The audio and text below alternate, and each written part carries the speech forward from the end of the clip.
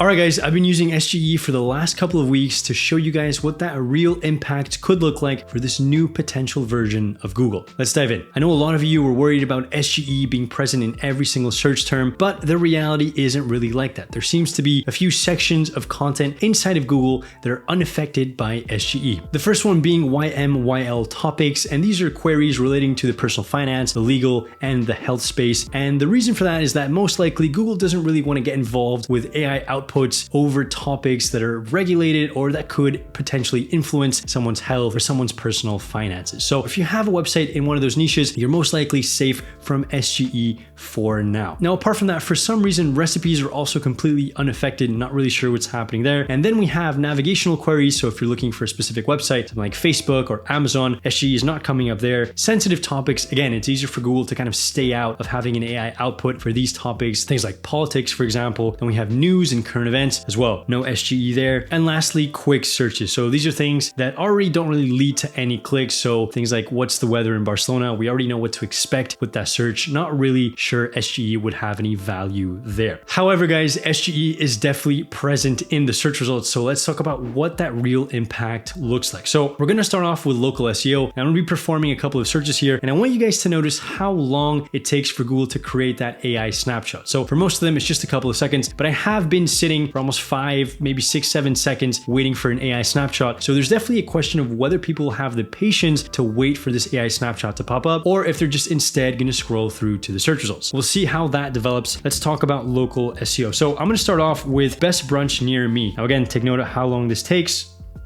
So not too bad here. We are going to see that for local SEO, we almost have a duplicate result for some reason. Not sure again if this is some type of beta thing that they're just testing, but we have both the local results and then also the kind of map that we can play around with. So it does seem that for local SEO, the real winners here are the actual local businesses. So we do see that we have 5 results instead of the 3 that we're used to right now. Apart from that, the main thing that this tells me is that if you are a local business and if you are trying to rank on Google, we have to make sure that we're optimizing that Google business profile.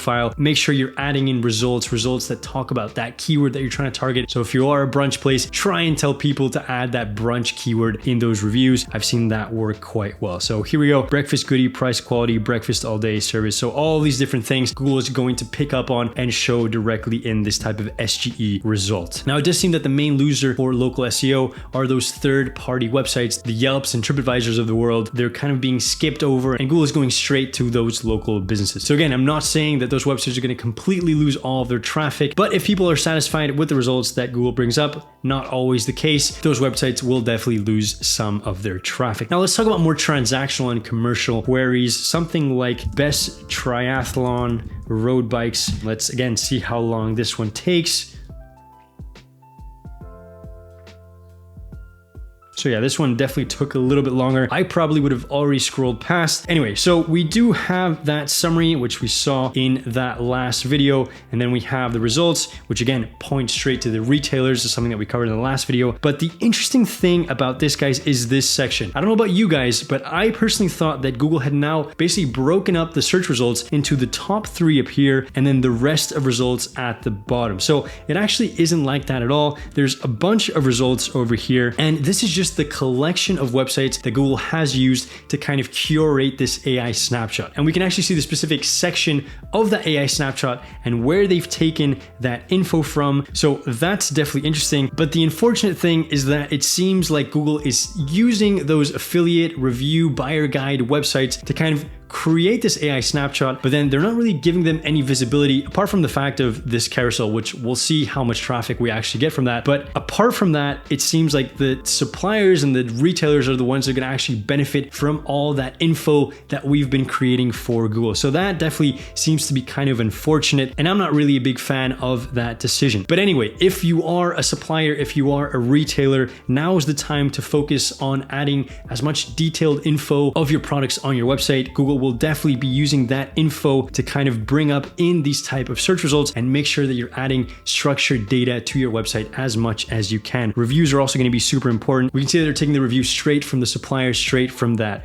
retailer. So very important to optimize our product listings and to optimize our websites if we are those suppliers. So does this mean that if you're building an affiliate website that you're going to lose all of your traffic? I personally don't think so. I think the buyer's journey is a lot more complicated than just showing a few different types of bikes. I still think people are very serious about reading other people's opinions, people that have already used those specific products and have actual expertise instead of just a random summary that's been pulled from a bunch of different websites. So there's a lot of different things that are happening that I think we're just trying to oversimplify with this result. Is it going to be a good starting spot for people if they're brand new to the space? Most likely. Is it going to be a definitive thing in terms of killing all of your traffic? I personally don't think so. Now, let's talk about informational queries. This is where I've seen Google almost be more prevalent with SGE. So if I type in something like things to do in Lille, again, this is a keyword that I'm targeting for new to. Let's see how long this one takes.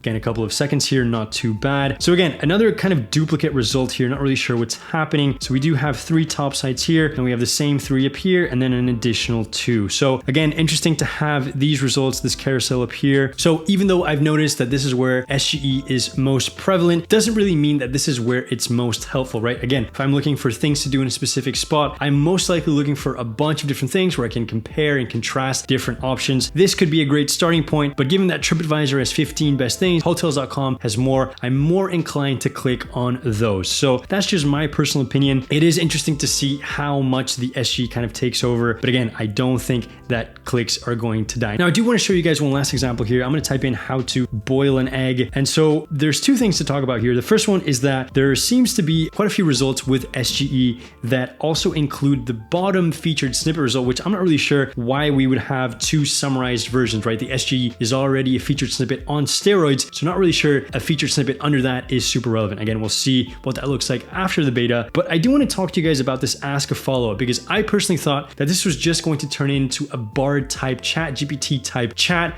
where it's a one-on-one with the AI and we kind of forget about Google. But instead, guys, if I ask a follow-up question like, should I add salt? We're going to see that we get a similar SGE, almost featured snippet type result with the relevant websites. But then we do have a list of search results that have changed based on what I've added as a follow-up. So this is great to see that Google still wants to show search results even in that chat feature. I feel like they could have easily just kind of taken away search results, but instead they still want us to get traffic. So not going away. Now I do want to add one last thing here. If I type in recipes for scrambled eggs, for some reason, guys, SGE just dies off. Not really sure what's happening. I don't know why they wouldn't come up for recipes. Feel like it's an easy one for them to take over. All right, guys, the last thing I want to talk about is ads in the world of SGE. And I know that Google has shown multiple variations of what that could look like. Could be inside the AI snapshot, could be above, could be below. But currently, for all the different types of searches that I've been doing, I've mostly seen the ads at the bottom of the SGE, which is kind of interesting because if this isn't just a beta thing, this would mean that Google is prioritizing organic results above paid results, which would actually be a first in a very long time. And so we actually have these results that are, again, are above the paid results. So we're going to see what that actually looks like once it's finally done and released, which I think is in December of this year. Once that's out, we'll have a bit of a better idea. But so far, guys, interesting to see the ads at the bottom